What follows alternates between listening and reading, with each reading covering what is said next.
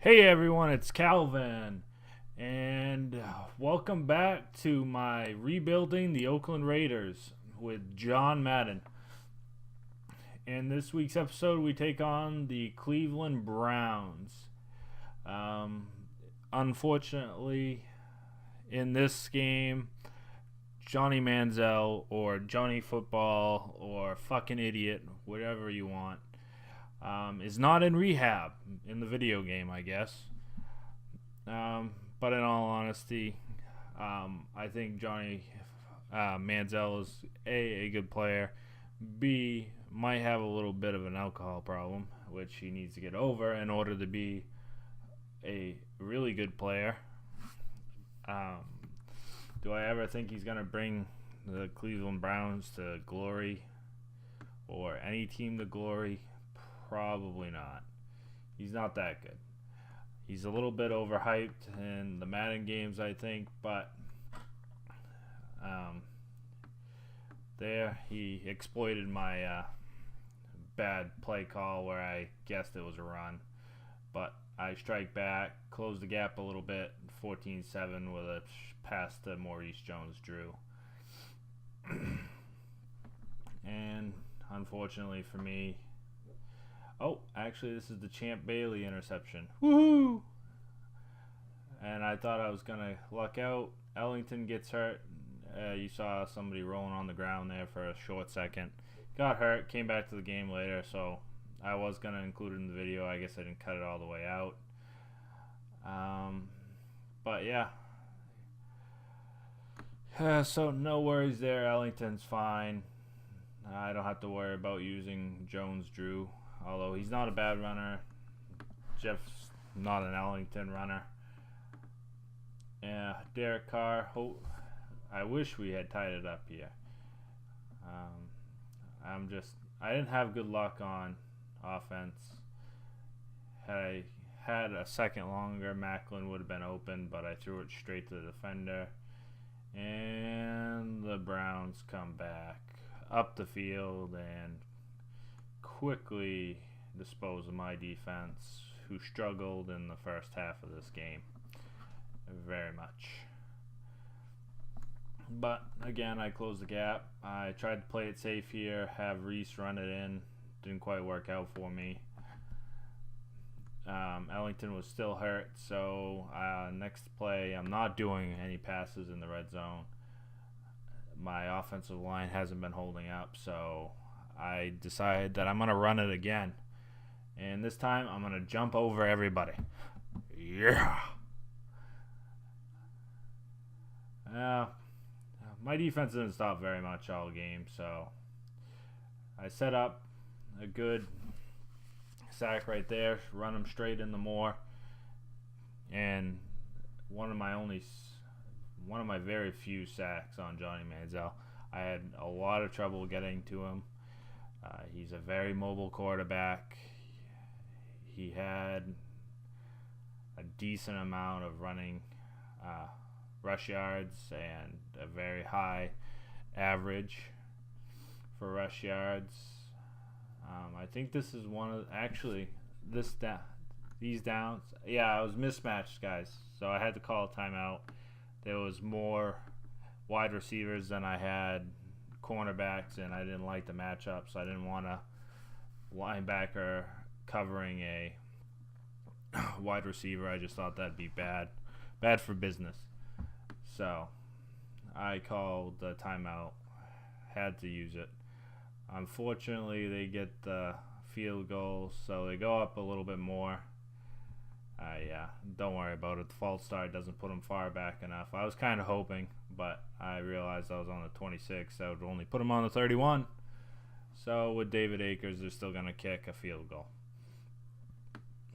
Yeah, so at least my defense held up for sort of held up. And start of the third quarter, they got it back, and life was just not going well for me because I don't really know this guy, but Isaiah Crowell, I think is his name. It's Crowell, I believe. good runner. Never really heard of him before this game. Unfortunately, this is West. I don't know. He didn't. That was pretty much the only thing he did all game. And then, had to do some Jeremy Maclin stuff, trying to get back into this game. I didn't want it to be 31-14 the final score, or 30 more than. I didn't want to have 14 points to end the game, so I really tried to get a touchdown here, and luckily for me, I can't even remember who that was. Oh, that was Jeremy Mack. No, it was Tompkins. Tompkins from the Patriots got open for me, and I was able to get the touchdown there. And this is probably the weirdest thing that's ever happened to me.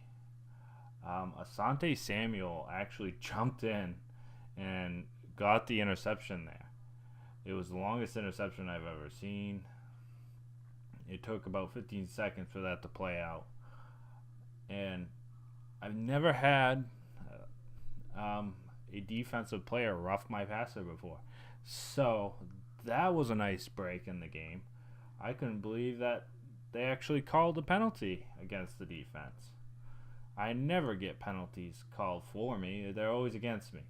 And then I quickly hit Jeremy Maclin with a mismatch, and I get the touchdown. I close the score a little bit more. So it's respectable now, even if I do lose. And McLeod helps me out. He's had 2 interceptions in the past 2 games. And I have to say, for somebody that I didn't expect a lot out of, I'm getting a decent return on him. Especially, I don't think I gave away a first-round pick, but I gave away a decent pick. It was either second or third round that I gave away for him. So I'm getting a good return on him, even in the past. If these are the only 2 games that he actually does something, 2 interceptions in a game isn't bad at all. And 2 interceptions in 2 games isn't anything to scoff at. There's players that don't get any interceptions all year and play the same position. And Ellington returns, jumps over the line, gives me a boost. And my defense finally steps up here. Browns have to get a touchdown, and it's 3rd and 9. I've actually been getting pressure on Johnny Manziel, which is something I couldn't say earlier in this game. He had all the time in the world. I get a little bit of pressure on him. Woodson reads the play and gets the interception. And I pretty much run out the clock from there. I had no interest in doing anything risky that might turn over the football. There, I was just trying to get the first down because if something happened, I'd still have a lot of time left. I didn't want something stupid to happen during any of the plays. So I wanted the first down, and then I run out the clock from there. And the Browns are defeated 35-31. Something I'm very proud of. It took a lot of work. I've seen a lot of players, and I've had those games where I implode on myself and things just never work out for me.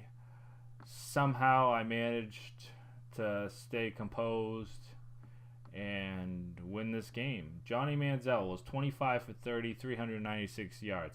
Nothing to scoff at. The 4 interceptions, however, not something that you want to repeat or want to have a lot of. It's why they lost the game. If he had not thrown that interception to Woodson, though, they probably would have won. I can't say that I would have held them out of the end zone. I mean, Crowell there had over 100 yards. He smoked me all game. Brent Selleck and Maclin led in receiving this game with 110 yards. Oop, I lied. Hawkins. Yes, that was the one that basically went from the 2-yard line all the way down to the end zone. I made bad play calls, which hurt me very dearly in the early parts of the game. Luckily, it didn't kill me in the end, but I think Jordan Cameron getting hurt in the middle of the game helped me out quite a bit, because there was just too many options. You have Josh Gordon, Hawkins, Cameron, Finley. They spread out my defense too much. There was just too many mismatches, which is why the Browns are doing so well in this franchise, is because they're good. But this is pretty much the end of my video. I hope you guys liked it. Subscribe, comment, and leave some likes for me. And I will see you next time. Talk to you later, guys.